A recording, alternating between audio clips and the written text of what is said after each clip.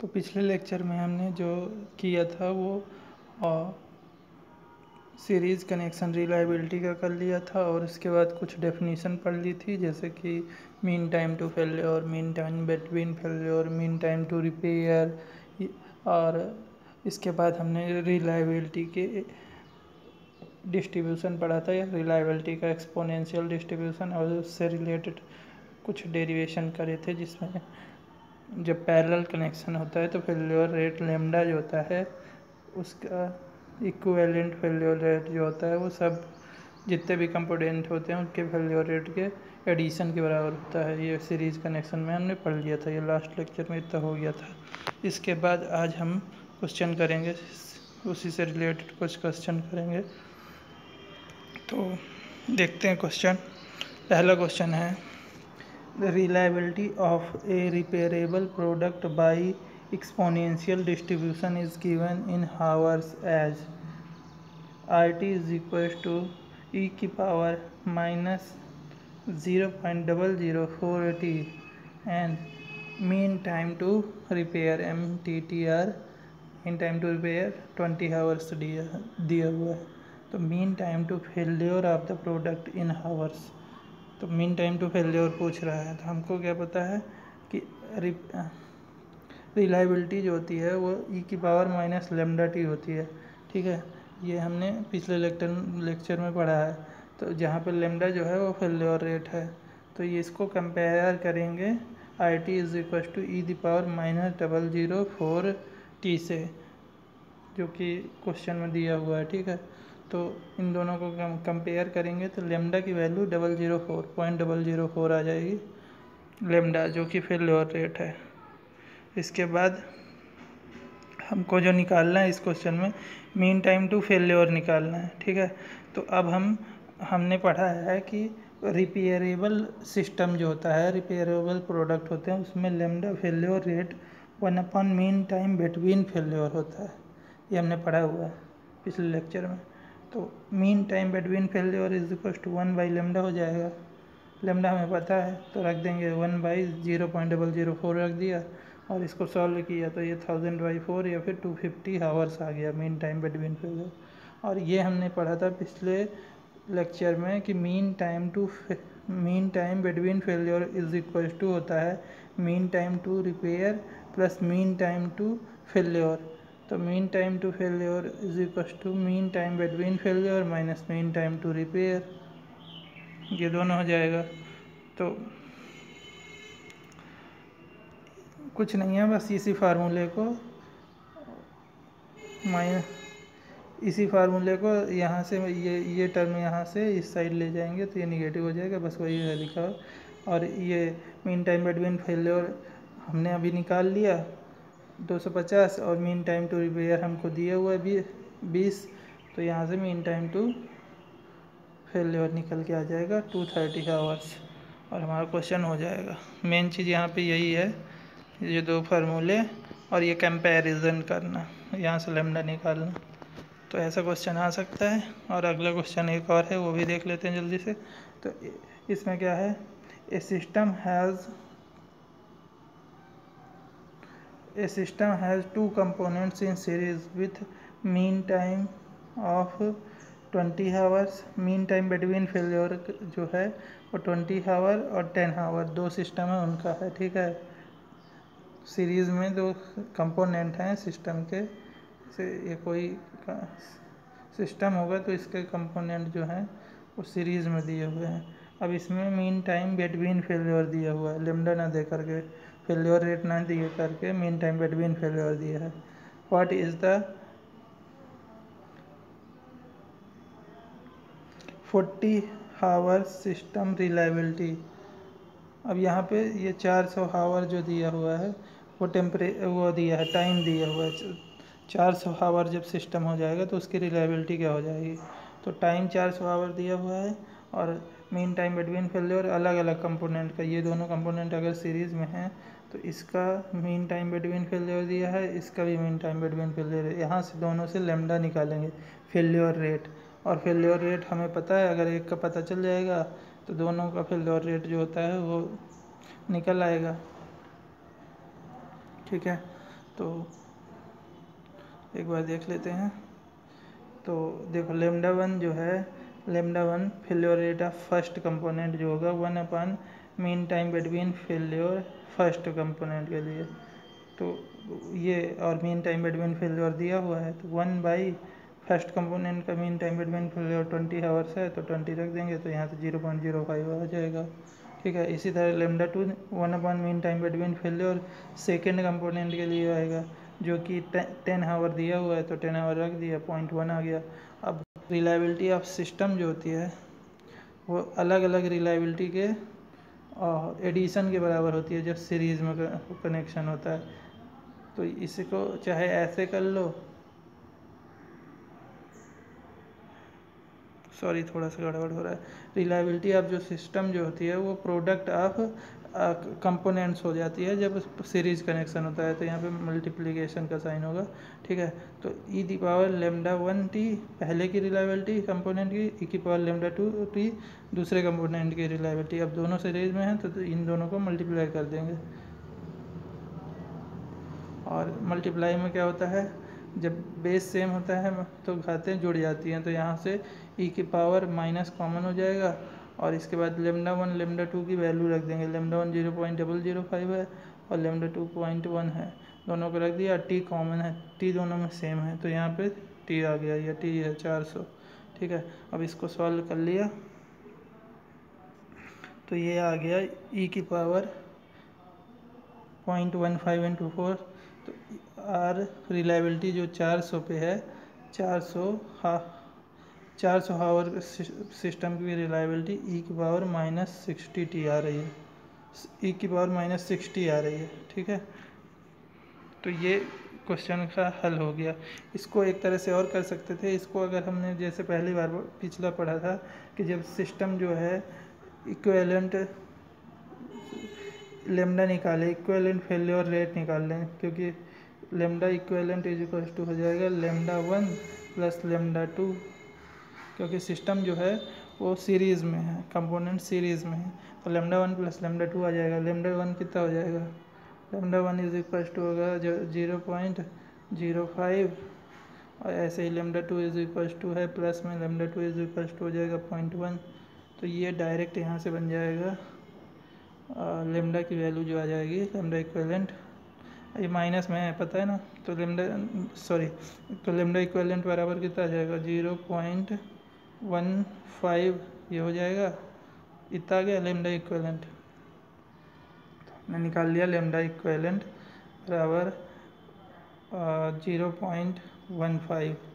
ठीक है, अब क्या करेंगे कि सिस्टम रिलायबिलिटी आर सिस्टम जो होगा जब सीरीज़ में होगा तो वो होती है ई की पावर माइनस लेमडा इक्विवेलेंट रख देंगे, इंटू टी रख देंगे, लेमडा इक्विवेलेंट इंटू टी, तो लेमडा इक्विवेलेंट इंटू टी रखेंगे तो लेमडा, तो आर 400 बराबर क्या होगा 400 टी पे, तो ई की पावर माइनस लेमडा इक्विवेलेंट हमने निकाल लिया है 0.15। ठीक है, ये हमने अभी निकाला। उसके बाद इंटू टी करेंगे, टी जो है वो टाइम है 400 आवर्स पे हमें निकालना है, तो यहाँ पे इंटू 400 हो जाएगा, तो यहाँ पे इंटू 400 हो जाएगा, ई की पावर में ही ये 400 का इंटू होगा। ये स्टेप डायरेक्ट निकल के आ जाएगा अगर हम ये पुराना वाला फार्मूला लगा देते हैं, ये जो हमने यहाँ पे डेराइव किया ये फार्मूला लगा देते हैं। तो अगर ये नहीं लगाते हैं, सिंपली ऐसे ही करते हैं जैसे पिछली बार जैसे हमने किया है कि जब सिस्टम पैरेलल होता है तो उनकी रिलायबिलिटी जो होती है वो मल्टीप्लाई हो जाती है जस्ट कंपोनेंट की सिस्टम की रिलायबिलिटी बनाते समय, तो भी वही आता है, बस अलग अलग तरीका है करने का। बाकी ये क्वेश्चन भी हो गया। अब इसके बाद कुछ डेफिनेशन है वो देख लेते हैं जल्दी जल्दी।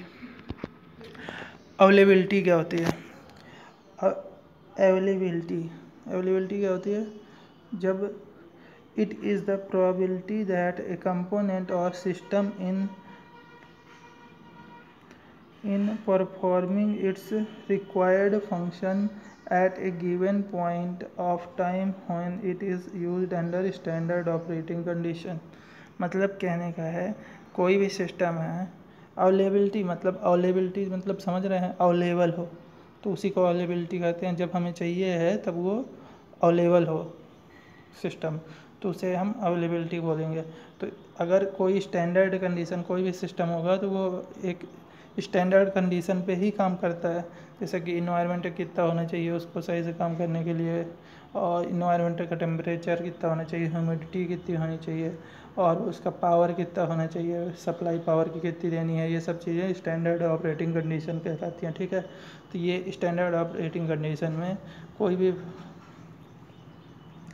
तो ये क्या होती है अवेलेबिलिटी, प्रोबेबिलिटी होती है कि कोई भी जो कंपोनेंट है या फिर सिस्टम है, जो भी उसका मेन वर्क है उसको, जो उसका रिक्वायर्ड वर्क है, रिक्वायर्ड फंक्शन है, उसको वो परफॉर्म कर पा रहा है,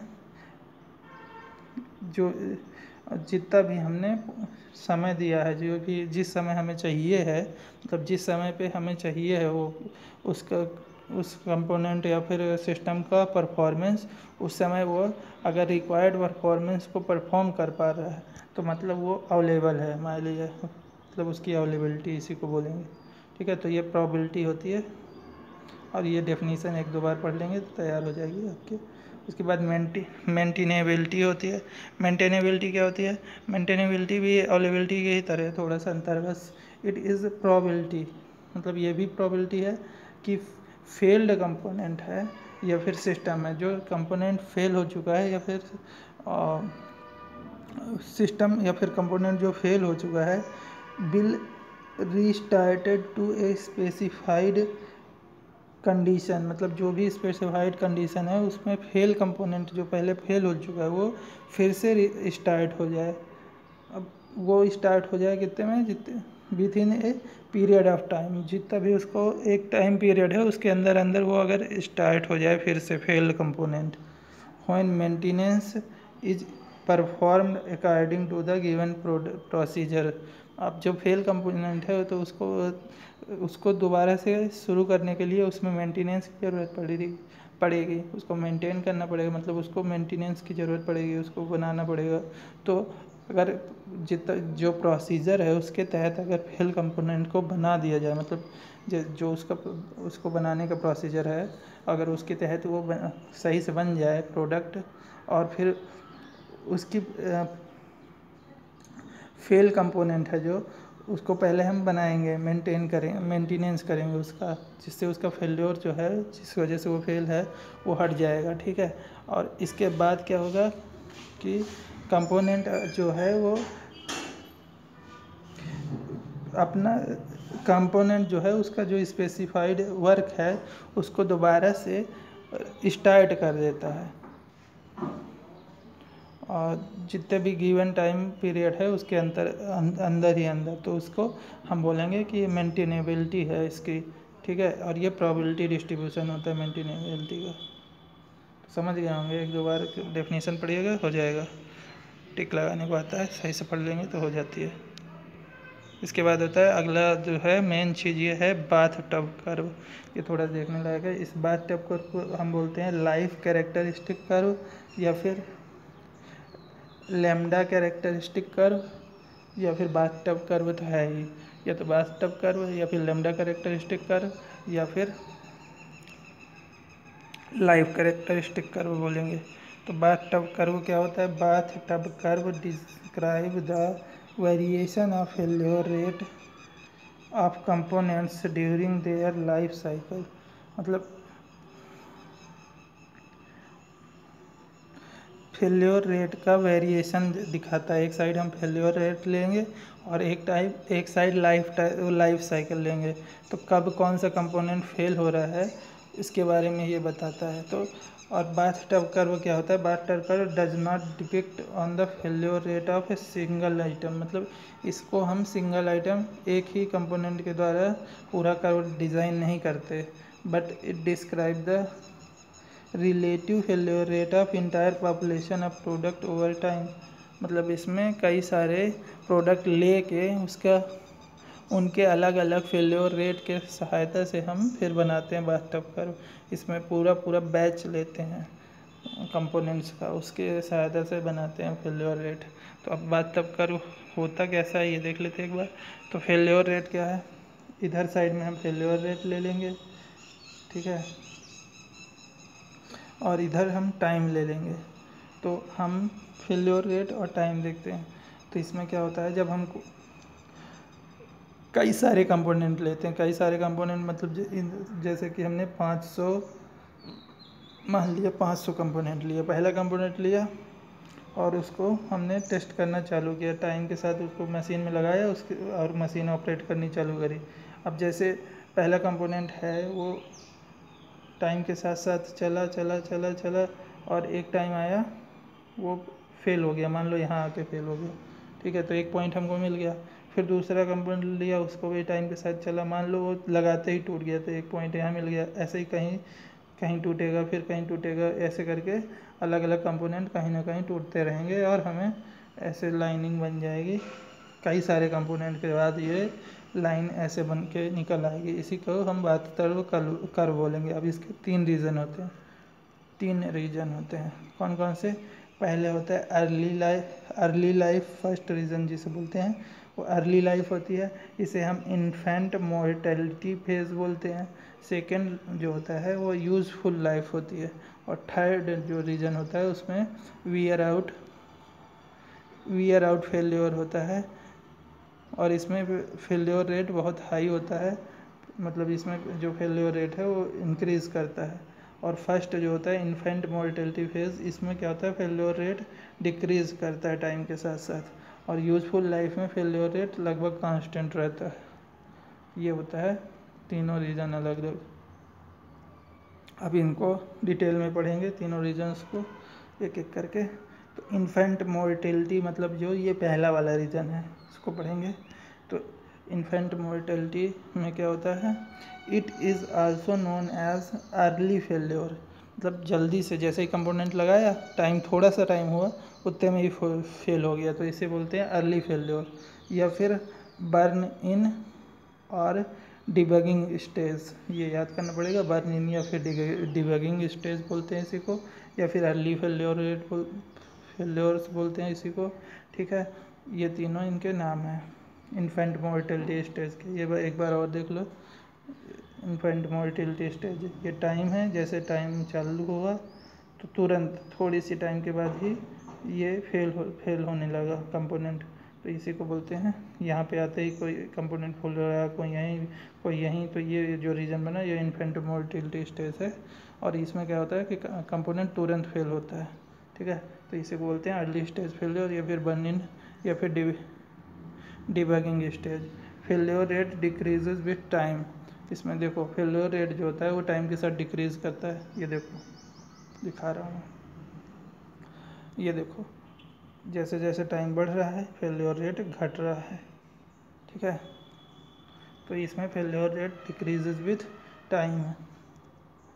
और अगला है it in the beginning of infant mortality stage the failure rate is high and then decreases after early failure are removed, मतलब वही लिखा है जैसे इसमें लिखा था वैसे वही ये लिखा है। जब शुरुआत करते हैं मोर्टेलिटी स्टेज की तो इसमें फेल्योर रेट हाई होता है, लेकिन जैसे जैसे अर्ली फेल्योर जो कंपोनेंट के होते हैं वो रिमूव कर दिए जाते हैं, मतलब जैसे कंपोनेंट के कौन कौन क्या क्या रीज़न है जिसकी वजह से कंपोनेंट तुरंत फेल हुआ जा रहा है, वो अगर हम हटा दें तो कंपोनेंट के फेल्योर रेट जो होता है, अगर हम अर्ली फेल्योर रेट को हम हटा दें तो इसकी क्या बोलती हैं फेल्योर रेट डिक्रीज़ कर जाता है।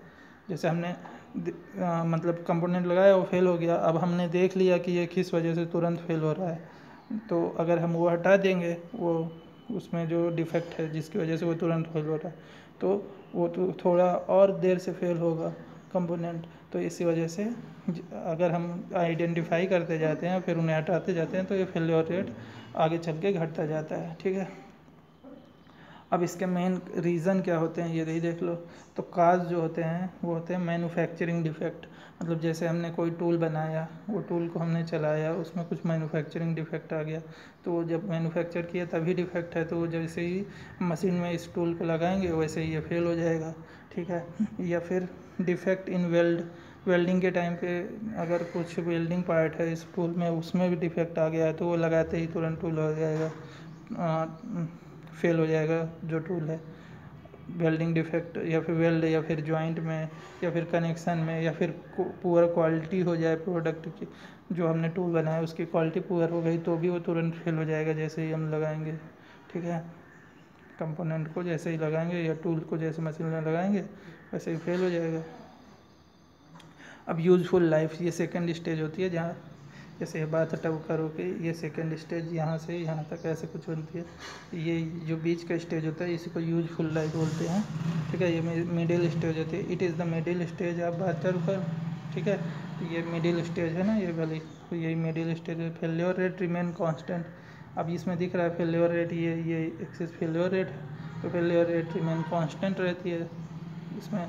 अब इसका फेल्योर रेट जो है वो कांस्टेंट रहती है और इसका मेन कॉज होता है failure due to random change in operating condition.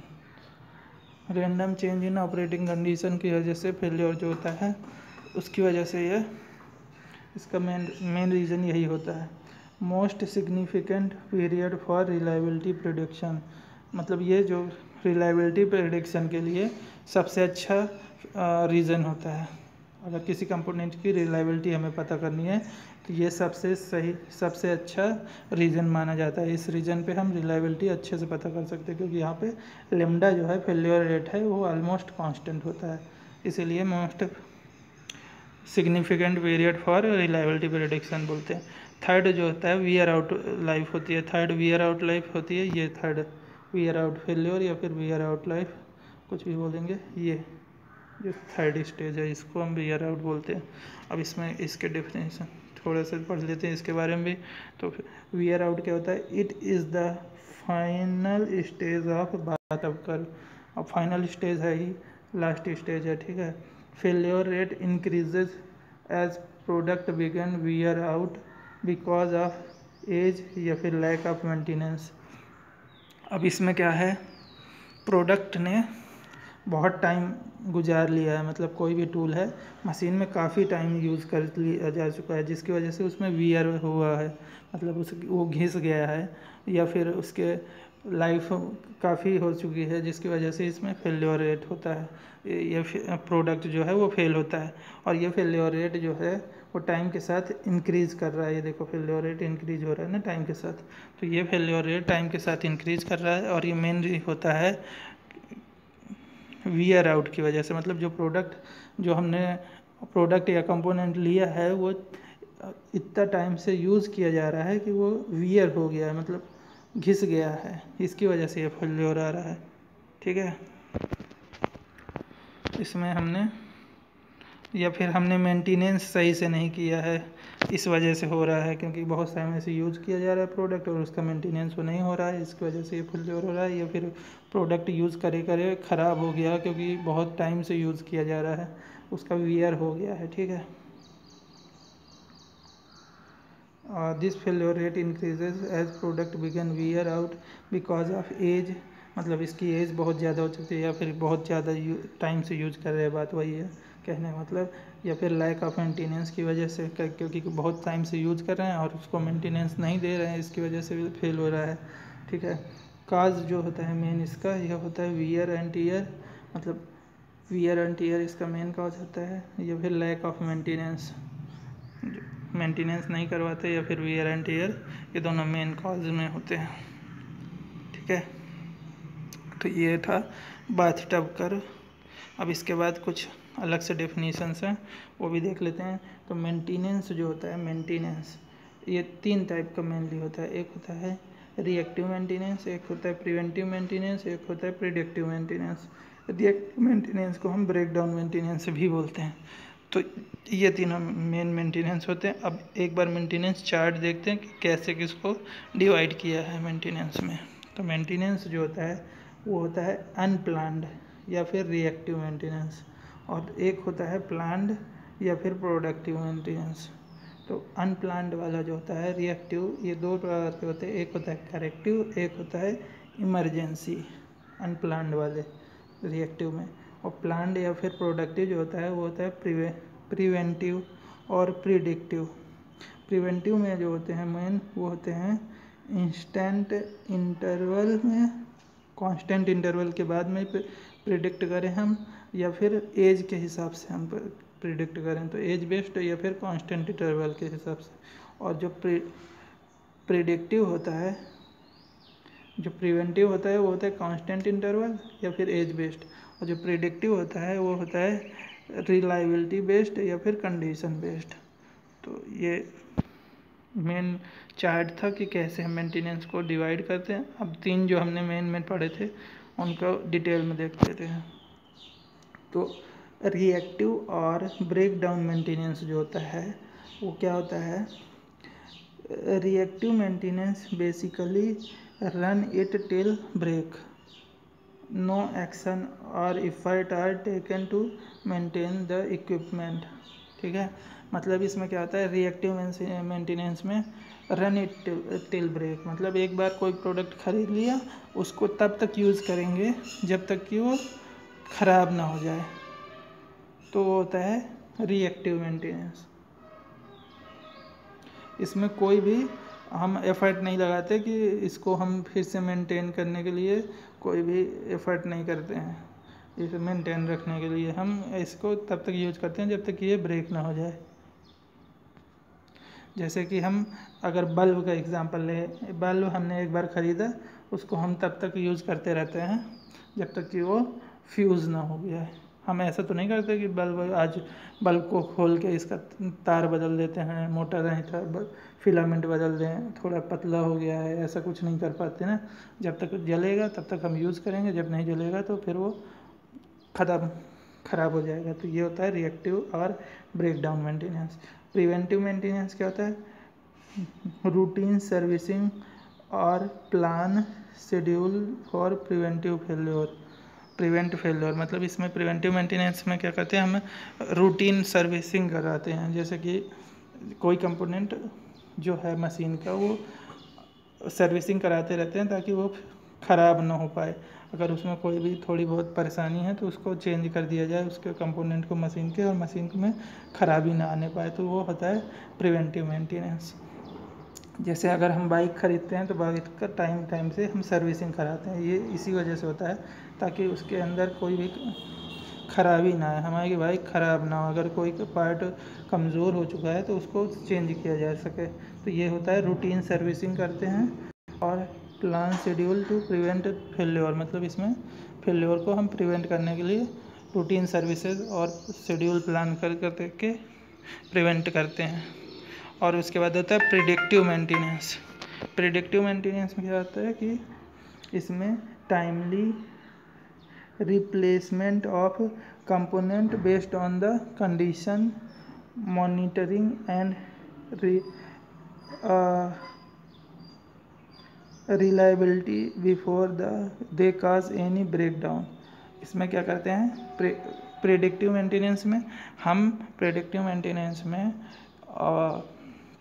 Reliability और मॉनिटर करते हैं, मतलब हम कंपोनेंट्स को मॉनिटर करते हैं, उनकी रिलायबिलिटी देखते हैं, और कई तरीके से हम ये कंपोनेंट को ये देखते हैं कि कौन सा कंपोनेंट ख़राब होने वाला है, और उनको टाइमली रिप्लेस कर देते हैं। कंपोनेंट को फेल होने के पहले ही, उसमें फेल्योर आए इसके पहले ही रिप्लेस कर देते हैं, और उसको प्रिडिक्टिव मेंटेनेंस कहते हैं। इसमें हम फेल्योर कहाँ आने वाला है ये प्रिडिक्ट करते हैं, मतलब ये ढूंढते हैं कि कौन से कंपोनेंट में मशीन के फेल्योर आने वाला है, और उसको फेल्योर आने के पहले ही प्रिडिक्ट करके हटा देते हैं, उसको चेंज कर देते हैं। ठीक है, ये था प्रिडिक्टिव मेंटेनेंस। अब अगले लेक्चर में हम सैम्पलिंग पढ़ेंगे। अगला टॉपिक है सैम्पलिंग, ये काफ़ी इंपॉर्टेंट होता है, तो अगले लेक्चर में इसे कंटिन्यू करेंगे। ठीक है, अच्छा बाय।